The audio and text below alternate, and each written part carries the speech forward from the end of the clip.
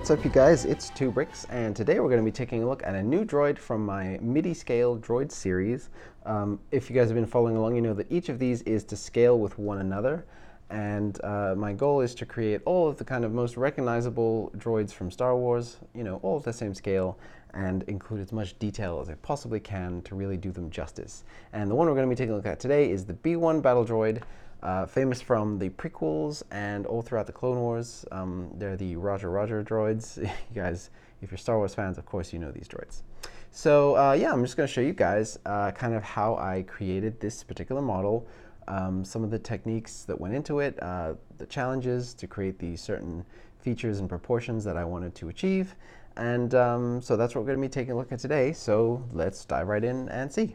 Alright guys, and here is the close-up of the battle droid. I've just taken away his blaster for the time being so I can show you guys, focus on just the droid for now. Probably the trickiest overall thing, as you can guess, on this to create was the head and getting the shape of that to be right, because the battle droids have such a recognizable head shape. They have this really nice curve that comes down here, or you know, the angle, I guess, of the nose. The very specific shape of their eyes. They have these two little kind of slits, little black kind of eye indicators. So, you know, figuring out a way to get that without kind of making it too obtrusive was really difficult. Figuring out how to get it to actually connect into the neck was really tricky. As you can see, there's a lot of intricate like plate connections and sideways building and stacked up pieces in there. And just overall, the head was a really difficult thing to get right. But I'm really satisfied with the way that it turned out. I probably did, you know, 25 iterations to try to get it as close as possible. You know, the two kind of classic things that I associate with the battle droids is their standard like offensive kind of look, where they're just kind of looking down at the enemy, and they're kind of surprised, you know, oh no face. And so I'm really glad that I can achieve those two things with the neck. And the neck is pretty accurate with the two kind of struts coming down, holding everything in place. The only thing that it can't do is swivel, you know, left to right. But I think, you know, I'm pretty happy with this. And if I ever get around to building a STAP, which is the little kind of speeder bikes that the droids go on, you know, you can imagine him kind of riding on there with his head forward like that. And I think that would be a pretty good look. I try to get everything pretty nice and smooth because this is a very slick, organic looking droid. At the time when the Phantom Menace came out, it was probably the most organic looking droid we'd ever seen. And so there's a lot of clean surfaces, tiled off areas. The whole aesthetic of my Midi-scale Droid series is very kind of stud heavy. You can see that I'm not really going to too much effort to hide all the studs. I definitely feel like that's part of the aesthetic. But a lot of the areas that I wouldn't normally worry about, I have tiled off on this particular model. The arms are extremely flexible with ball joint at the shoulder there, so it can really, you know, get the hand up into a full salute pose. Then the elbow is pretty accurate to how the actual droid is as well, with this gap in between the forearm and then the single range of motion on there. And then the wrist is just a clip that can rotate fully around, and then obviously you can also move the wrist forward and back. And I'm actually using Lego's own battle droid minifigures, the arms and the torso here, to create the really interesting look that these droids have for their fingers, because they actually have this kind of connected, there's sort of a finger unit that's just, it kind of all goes as one. It's like a mitt almost. And so using those really helped to get that shape, and also the functionality of being able to open and close and pose those fingers.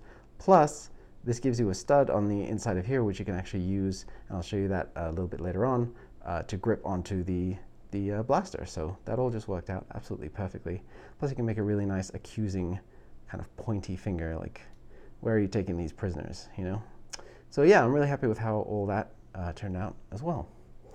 The body is, again, pretty accurate, I think, to the actual shape, with you've got this kind of little area that kind of divots in here, and then the curve kind of swoops underneath, and then these two little connecting struts, and then it gets very thin in the middle here. There's just a single ratcheted joint holding in to get this angle. On the actual droid, it would be like this whole portion would be attached, but just to get that angle to sit exactly where I want it, I'm just using that one ratcheted joint in there as well. And then down to the hips, we're using a couple of Mixel's ball joints for that, and then just clamping those in with a plate on the bottom. And this is all built upside down, just using a tan bracket piece to support all of that. I'll show you that right there. So that's just built into this sideways built structure. I'm telling you, this thing goes all over the place. We go upside down, sideways, back to normal, and flip it all around again. And then so the legs can swivel in and out, move all the way up and down, of course, with these ball joints. So that's really, really handy. I think when you're creating limbs using these ball joints, it's super important to orient them the correct way so that you can get the motion that you need. Like this one, I wanted it to be able to go up and down, so that dictated the way that I built this. And then with the hips, I really wanted it to be able to splay in and out like this, and then rotate forward and back. This rotation right here, you get a pretty good range, but I don't need that as much. So I feel like I just optimized the way that the ball joints are oriented to get the maximum range of motion out of those legs, or out of the different limbs. And the thing actually stands up pretty well too. We'll continue down to the feet in a second. I just want to show you. Yeah, he's pretty darn poseable. And because he's fairly light compared to something like, say, C-3PO, who's quite chunky, he's a lot easier to pose and to hold a pose as well. So then going down, continuing into the legs, I have the knees are also ball joints, and I wanted to be able to do that so that he could have his kind of iconic sort of combat stance, and having a little bit of extra flexibility in the knee joints really helps with that. So yeah, I think ball joints were the way to go for that. And they also have a good amount of friction to them, so once you set the pose, you can kind of just not worry too much about it collapsing on you, which I really like. And then the feet are fairly simplistic. Again, the ankles are those same Mixel ball joints. The feet are fairly simplistic, just using these slope shapes, but I feel like it works really effectively, especially the use of this profile brick to give you that little kind of indication of the toe, and then the way that it just comes together at the end. I think it all works out really, really well, and I think the proportions are just right for this guy. And I'll show you how to attach the gun. So the way that the gun is built, it has a flexible handle, so you can kind of set it in the hand and then move it around. And then I make sure that I have exposed studs on either side of the part where the other hand holds, and then studs on the handle here as well. So the way that I do it is I just actually flip this handle around this way so that the anti-stud is showing, and then I plug that in to the bottom of that stud that I mentioned on the fingers. And then you can actually even, if you want it to be doubly secure, you can plug in the thumb onto the other side as well, although that does take away some of the range of motion, I think. And then just posing the wrist, get the gun to angle up the way that you want, and then you can get this other hand around and plug in that stud right in here, and then you have a two-handed, whoops, let me just get that. You have a two-handed gun holding pose, which is really effective, I think, because it really looks like he's holding that rifle and pointing it the way that the droids do in the movies and in the show. So I think that works out super well, and I'm very, very happy with the look overall. I think this blaster might be just a tiny bit undersized, but I don't know. I've seen different kind of versions of it. I think in the Clone Wars cartoon, they made it a little bit smaller, and then in the movie it looked a little bit larger, particularly in The Phantom Menace. So it's a little bit tricky to get good reference for that, but I think overall it feels about right. A couple of other little features are, I tried to give him, call out all of the main joints, like the hip, and then the knee, ankles, with these rounded plates, because I feel like that really just sells that you're looking at a joint. And then I also tried to give him his, oh yeah, the backpack's actually removable as well. These guys are seen wearing their backpacks pretty much all the time in The Phantom Menace, and then later on they kind of ditch them. Because in The Phantom Menace they have these little antennae which allow them to communicate with the droid mothership. But then later on they realized that that was a bad idea because you can blow up one ship and take out your whole army, so they transitioned away from that. And so they didn't need their backpacks anymore. But yeah, that's a pretty good look at the overall kind of look of the Battle Droid. And I think this is something where I think a lot of Clone Wars fans would really be happy to have one of these. So I think I'm going to go ahead and create instructions for this as well. One of the things that I'm trying to do on my channel is to kind of transition more into creating builds that can be replicated by you guys, and so I'm going to be thinking about doing instructions for a lot of the models that I've created, and this is definitely a prime candidate for that, I think. I mean, the way that it works out, it's almost like an action figure more than a Lego build, which I really like.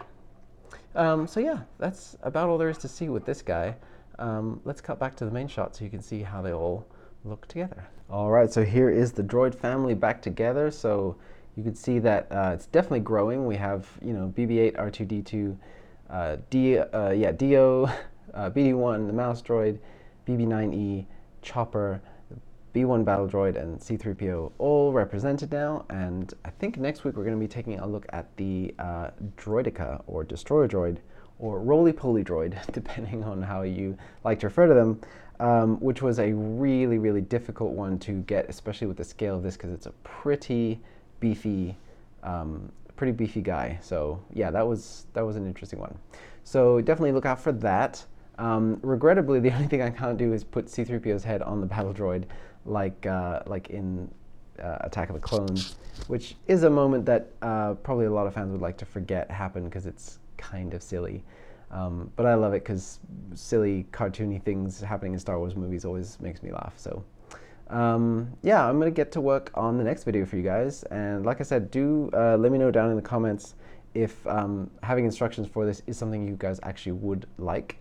I'm probably going to go ahead and make them anyway, but it's nice to know, you know, where the priorities lie of my audience. Yeah, and then just keep an eye out because pretty soon I'm going to be posting up videos about my my Rebrickable account, where I'm going to be uploading all the instructions for the different models that I'm creating. The previous ones that I've already done, I'll be adding those on there, and then also going forward, I'll be adding a ton of new models as well. Some will be free and some will be, you know, I'll be charging for. It just depends on the complexity of the model. But as far as this video goes, that's about all there is to see. I hope I showed you guys everything that you wanted to see on the Battle Droid. If you're curious about how specific things are done, look out for the instructions when those drop. You'll definitely be able to see how everything was achieved on this model at that point. So yeah, I really appreciate the support. Again, thank you guys so much for sharing, liking, subscribing, commenting. It's been a really, really fantastic time for the channel. I've been growing really rapidly, and it's been wonderful to see. So thank you guys again. I'm going to get to work on the next one. Thank you for watching, and may the Force be with you.